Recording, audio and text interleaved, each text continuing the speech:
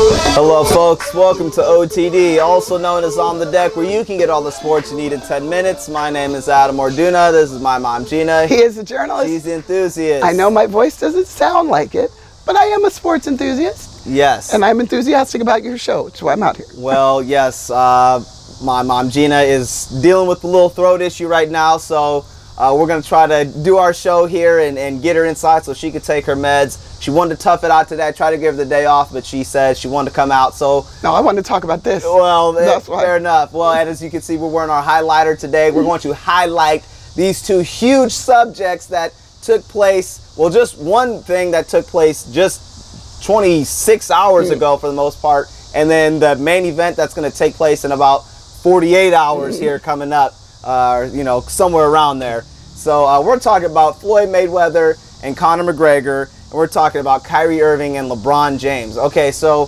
what do you want to get into first? You want to talk about this Mayweather fight, or you want to talk about Kyrie and LeBron? Let's talk about Kyrie first. Okay. Because we're going to end on that nonsense. All right, I agree with you. All right, so the huge news that broke in the NBA, Kyrie Irving got traded to the Boston Celtics in a trade for Isaiah Thomas, yes, Jay Crowder, a younger European player, Ante Zizic, and then the Brooklyn Nets first round pick. And so the Celtics were able to acquire that pick, but it was an unprotected pick. It wasn't like they had it locked in, but they were able to get that first round pick from the Nets. So like you just did, the mind blown you know, expression, that's exactly it. I saw a meme, there was like an old ESPN commercial. You know how sometimes they do like these ESPN commercials where like they're in the studio, not the studio, but they're in their like cubicles and stuff, and it's like all like little spoofs and like, yeah. Well, there was one where like everyone was throwing papers, people were like stealing TVs and stuff. The meme was when the news broke out about Kyrie Irving going to Boston, and they had that ESPN commercial, and everybody was throwing stuff. That's kind of what took place. Well, you broke the news to me, and I was like, "What?" Yeah, it is.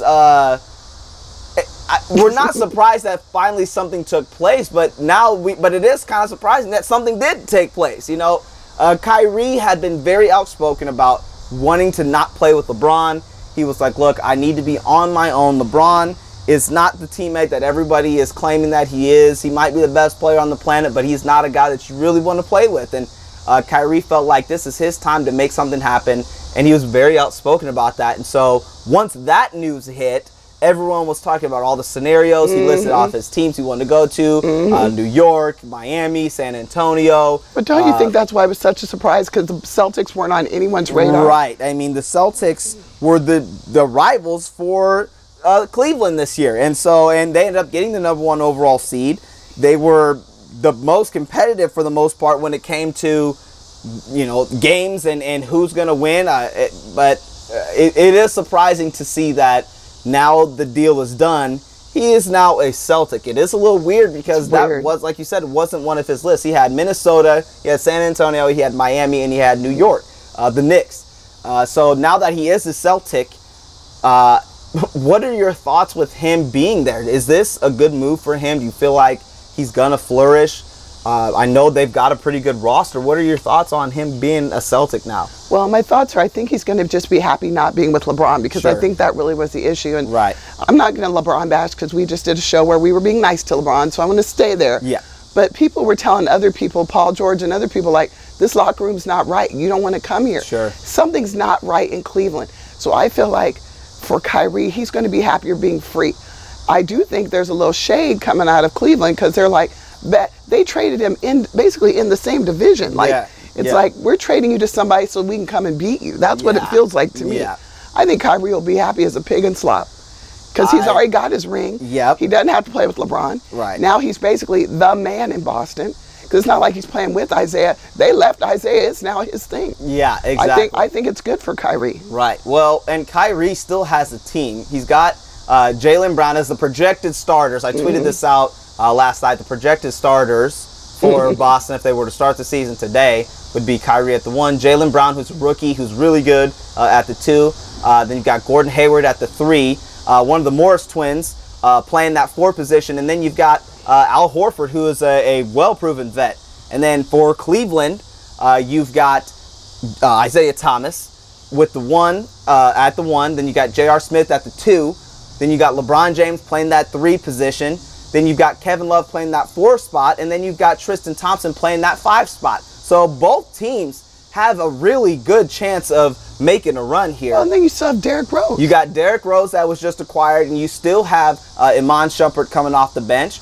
And then they acquired a couple other guys that they feel like will help them try to challenge the Warriors. Now, trying to challenge the Warriors is going to be very tough, but the Celtics also have some bench guys, Marcus Smart as well, and a couple other guys, Jason Tatum as well, another rookie that really showed out in the NBA Summer League. So I think both teams have a lot of potential. It's going to make the East, as we've been calling them, the weak East, a lot more interesting. And so we will be happy to kind of see this LeBron-Kyrie feud, if you will, kind of conspire. And then that's the first game of the regular season is the Celtics and Cleveland. So now it is in Cleveland, so it might, you don't know what's going to happen. Probably go to Cleveland there, but as far as that game goes, but you never know. But you got Brad Stevens over there. They got a good young coach. They do. I love Tyronn Lue. I wish Tyronn would go somewhere else too, so I can root for him again. But I think that if you're happy, you play better. Yeah. I think Kyrie's going to come in and put on a show. Oh, I think so too. He's going to dance on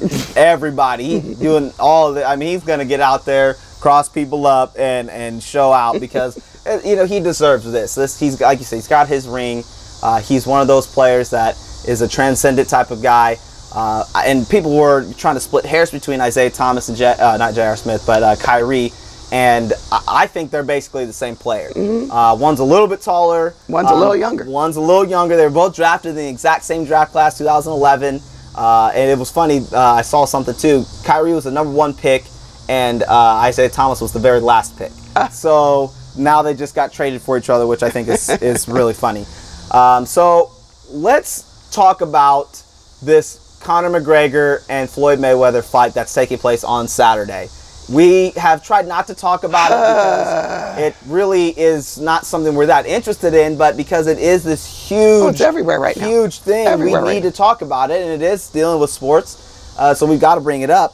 So there have been storyline after storyline after storyline to make sure that people invest into this fight, buy the tickets, tune in to whatever whatever media outlet you can to watch this fight because there's so much money on the line here. With the recent stuff that came out about Conor McGregor being too heavy, what are your thoughts on that? Because the weight class is 154. Is that just some noise, or do you really think that Conor McGregor is over 160-something pounds? I think my grandma used to say, "Don't pee in my Cheerios and tell me it's milk," because I know the difference. Right. Conor McGregor knows what weight he has to fight at. Right. This was Floyd trying to sell more interest because the tickets haven't sold out.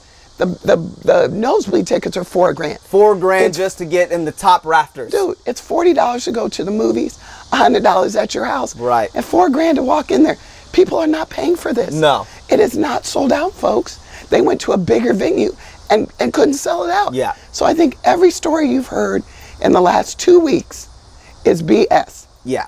Conor McGregor's going to come in at weight. He's been fighting a long time. Yeah. He knows how to make weight. That was Floyd just trying to, he's too big. That, blah, blah, blah, blah, blah. I have one thing to say to that. Blah. Yeah. Nonsense and foolishness is what that is. Well, I know that, people want to see Floyd or Conor get knocked out. People want to see a knockout. People don't want to see 12 rounds of dancing and swinging and missing and a couple of combos here and there. And tap, tap. People don't want to see that. People want to see an actual fight. People are concerned that Floyd is too old and his hands are too brittle. People are concerned that Conor is not a true boxer, and so he will not be able to actually box with Floyd. And so there are a lot of different actual concerns that, to my mind, would actually take place that I could get with that. But when you're talking about now we're going to switch to 8-ounce gloves, and so-and-so is overweight, and one of the interviews with Floyd Mayweather is like, well, man, I don't know, I might get knocked out. Conor's a huge fight. And then they got all these fake videos of each other, or Floyd knocking out his sparring partner and Conor knocking out his sparring partner, and all this stuff going on. When the sparring partners go down, it's all Yeah, it's these dramatic blow to the head, just, oh, now I can't do anything. With their headgear on. Exactly. Come on now. It doesn't make any sense to me. They, like you said, they're trying to sell tickets. It's fixed, folks. We've said this the whole time. The whole time. It's fixed. So pick whoever you want to, but you're going to get disappointed. I'm not paying $40 to go to the movie theaters to go watch it. I'm not paying $100 of my own money to watch it at home. And I'm definitely not paying $4,000 because I don't have the $4,000.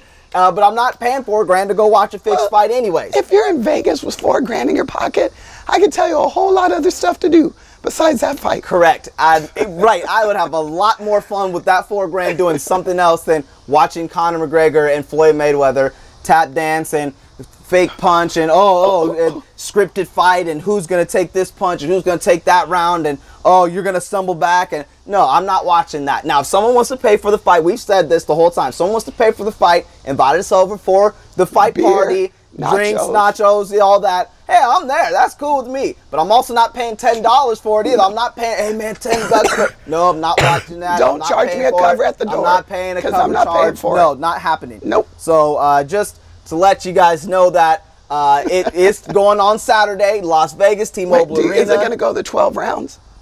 I don't think they can afford to go 12 rounds, honestly. I don't think that they're going to get blasted if they go 12 rounds and no one gets knocked down or knocked out or something. Someone's got to get knocked out for it to be legitimate in a lot of people's mind.